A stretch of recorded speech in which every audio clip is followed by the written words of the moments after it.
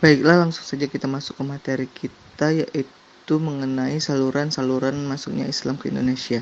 Yang pertama ada saluran perdagangan, yang kedua ada saluran perkawinan, yang ketiga ada saluran pendidikan, dan yang keempat ada saluran kesenian. Yang pertama ada saluran perdagangan. Kesibukan lalu lintas perdagangan abad ke-7 membuat pedagang-pedagang Muslim dari Arab, Persia, dan India turut ambil bagian dalam perdagangan dari negara-negara bagian barat, tenggara, dan timur benua Asia. Saluran Islamisasi melalui perdagangan ini sangat menguntungkan karena para raja dan bangsawan turut serta dalam kegiatan perdagangan. Bahkan, mereka menjadi pemilik kapal dan saham. Mengutip pendapat Tom Peirce, berkenaan dengan saluran Islamisasi melalui perdagangan ini di pesisir Pulau Jawa. Uka Chandra Sasmita menyebut bahwa para pedagang Muslim banyak yang bermukim di pesisir Pulau Jawa yang penduduknya ketika itu masih kafir. Mereka berhasil mendirikan masjid-masjid dan mendatangkan mula-mula dari luar sehingga jumlah mereka menjadi banyak. Dan karenanya, anak-anak Muslim itu menjadi orang Jawa dan kaya-kaya. Di beberapa tempat, penguasa-penguasa Jawa yang menjabat sebagai Bupati Majapahit yang ditempatkan di pesisir utara Jawa banyak masuk Islam, terutama karena faktor hubungan ekonomi dengan pedagang-pedagang Muslim. Dalam perkembangan selanjutnya, mereka kemudian mengambil alih perdagangan dan kekuasaan di tempat tinggalnya. Yang kedua, ada saluran pernikahan.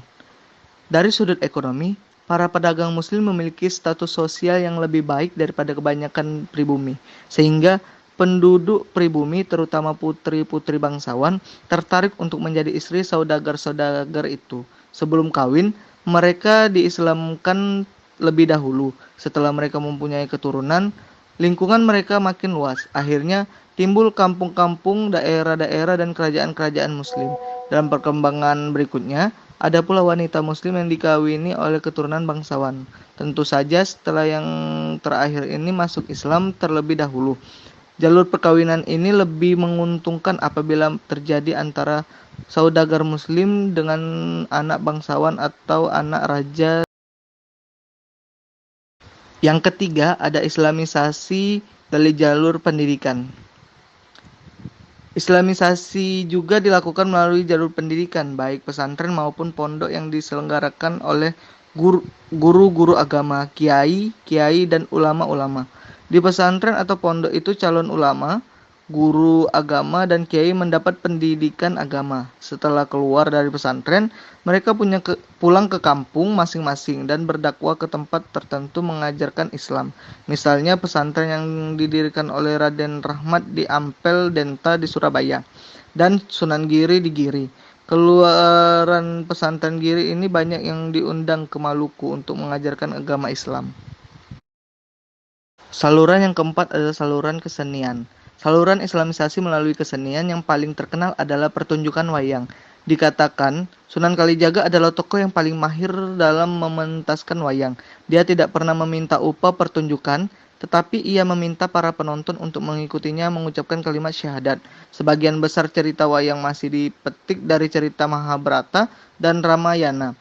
Tetapi, di dalam cerita itu disisipkan ajaran dan nama-nama pahlawan Islam. Kesenian-kesenian lain juga dijadikan alat Islamisasi seperti sastra, seni bangunan, dan seni ukir. Beberapa ukiran pada masjid kuno seperti di Mantingan Sendang Duwur menunjukkan pola yang diambil dari dunia tumbuh-tumbuhan dan hewan yang diberi corak tertentu dan mengingatkan kepada pola-pola ukiran yang telah dikenal pada Candi Prambanan dan beberapa candi lain. Mungkin itu saja penjelasan dari saya mengenai saluran-saluran masuknya Islam ke Indonesia. Lebih dan kurang saya mohon maaf. Kepada Allah marilah kita sama-sama mohon ampun. Akhirul kalam. Wassalamualaikum warahmatullahi wabarakatuh.